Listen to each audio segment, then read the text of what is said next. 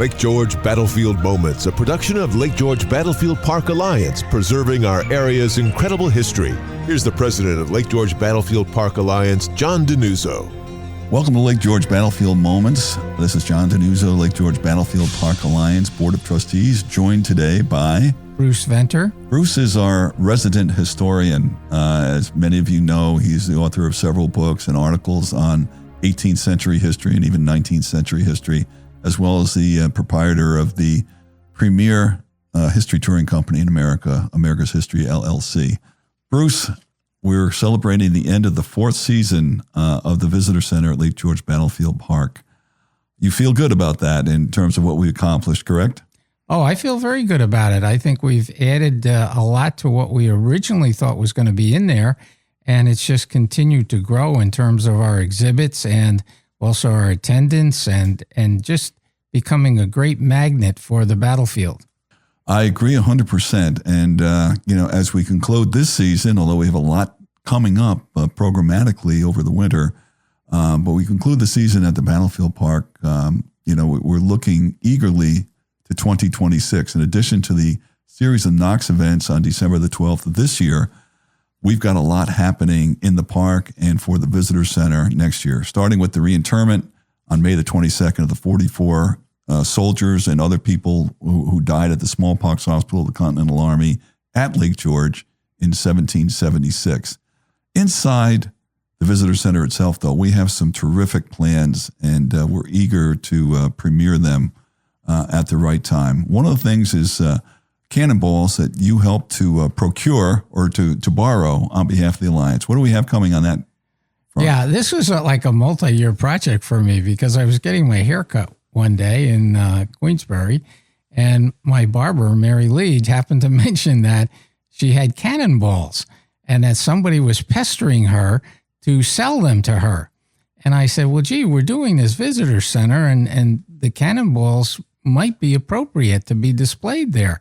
And so we talked on and off. Every time I went in to get my hair cut, I said, look, you don't have to give up the cannonballs. Just loan them to us and tell me about them. So she told me that her father was a contractor, and he built houses in that area where there's in Glens Falls, where it's Fort Amherst Street and Garrison Road and like that. And he was digging a foundation for a house, and he found these 3 cannonballs. And so it's very appropriate that they were there because it's right near Halfway Brook.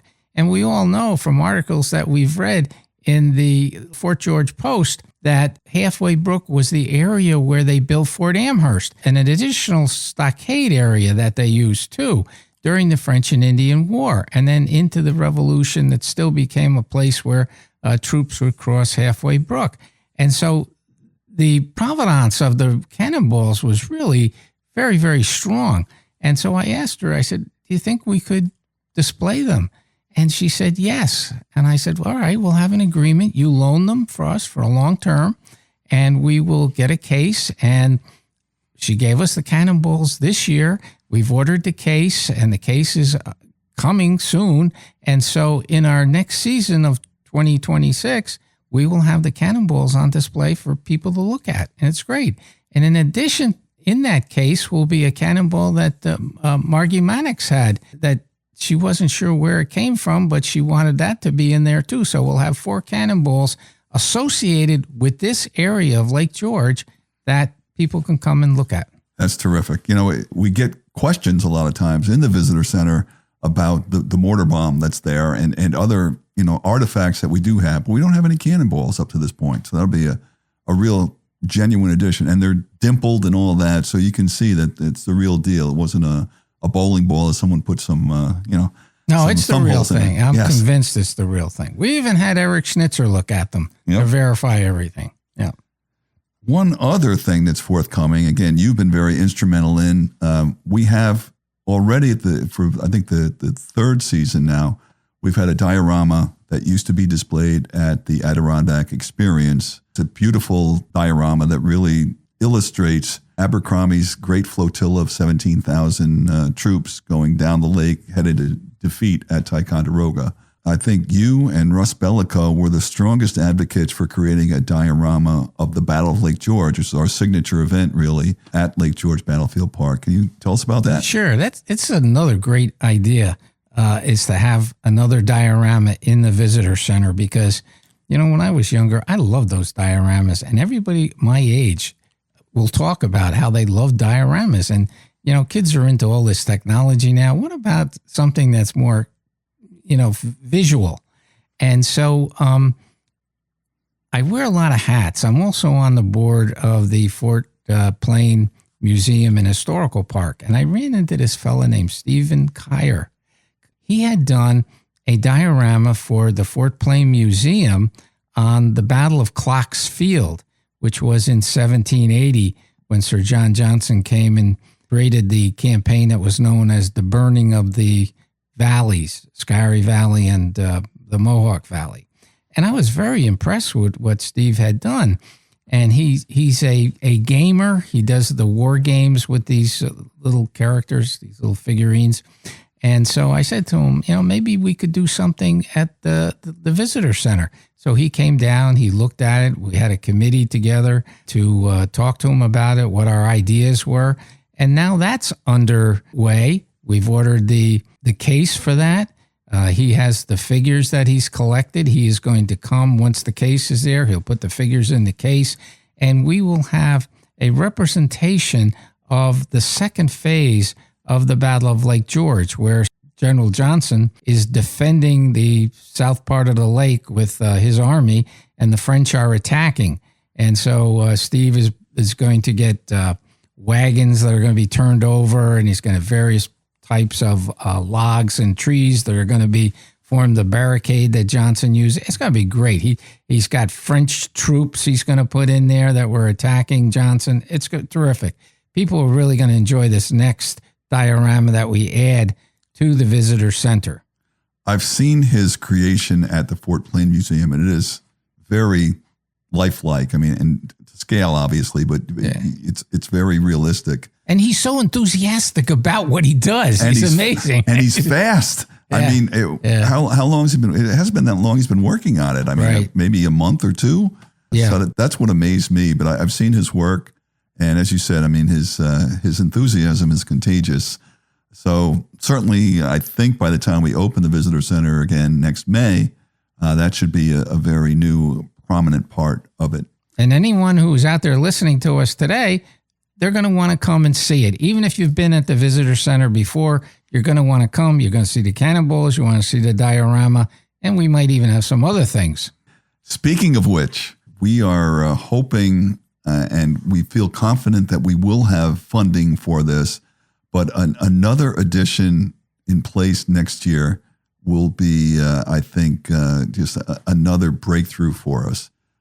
Can you tell us about the possibility of a second mannequin at the visitor center? It's going to be a Mohawk. That's the mannequin.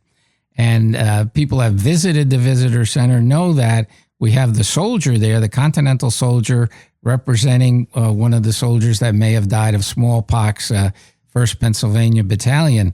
But now we'll have a Mohawk, and that is going to be very appropriate for the 1755 interpretations that we have at the visitor center, because King Hedrick, who was a friend of William Johnson from the Mohawk Valley, he brought 200 of his Indian warriors, his Mohawk warriors, to the Battle of Lake George, and unfortunately he was killed in the battle. But this mannequin will represent one of those warriors, and we've already ordered the face for it, and it's so realistic. And we have one of our trustees, Jay Levinson, who reenacts Native allies in the time period of the 18th century, and he's spearheading the accuracy of the clothing that we're going to order and the accoutrements that the mannequin will have on. I think people are going to really want to see this mannequin. So it's going to be another great display for us in 2026. We're very excited about all of these additions. I mentioned the Knox events in December, certainly the reinterment of the 44 remains next May. We're also working behind the scenes, but very strongly, with the town of Lake George, with the State Department of Environmental Conservation, with the former Bateau below, Joseph Zarzinski, and Lake Champlain Maritime Museum to revitalize the submerged heritage preserve. There are 3 current underwater preserves that have not been maintained the way they should have been over the last 10 to 12 years. And we're looking to invigorate that by having that and perhaps another site added to the submerged heritage preserve. That's kind of working in the background. We hope to be sharing more information with you before too much longer, but that's another goal. Your alliance is busy working. What do you think, Bruce? Yeah, I think that's going to be another feather in our cap because we have a great consultant to rely on, Chris Sabak, up at the Lake Champlain Maritime Museum. He's got a lot of experience in preserving these sunken fleets and like that up in Lake Champlain. There's no reason why he couldn't help us with that project. And it's something that should be marked. It was marked for years and now it's not marked, and it really needs to be done so that those boats that are down there don't get destroyed by people doing it innocently, dragging an anchor or something like that. So it's got to be done. It's got to be marked. Oh, I agree. DEC, get on the stick. And, the Battlefield Park Alliance, obviously our domain, if you will, is the Battlefield Park. But as with the Diamond Island signage, really anything that affects the colonial history, Revolutionary War history of Lake George is our area of influence, our area of concern. So we appreciate the big victory at Diamond Island you had this year, Bruce. Yeah, I'm looking forward to 2027 when we reenact the attack. I have to find myself a sloop to command or something like that, you know? Okay. Well, I know you have the wardrobe from the era, but I'm not sure. Well, yeah, but it's the wrong color. I guess I could be the commander of the island, but that's different. But the message is get to the visitor center last weekend if you get this in time. But if not, there's a lot to look forward to in 2027. Thank you, Bruce, for sharing your impressions and ideas. And thank you all for listening. This is Lake George Battlefield Moments. Our website is lakegeorgebattlefield.org. Lake George Battlefield Moments, a production of Lake George Battlefield Park Alliance, preserving our area's incredible history. For more information or to check out the latest podcast, go to lakegeorgebattlefield.org and listen live on Saturday mornings at 9:40 a.m. to Lake George Battlefield Moments on 93.5 Lake FM.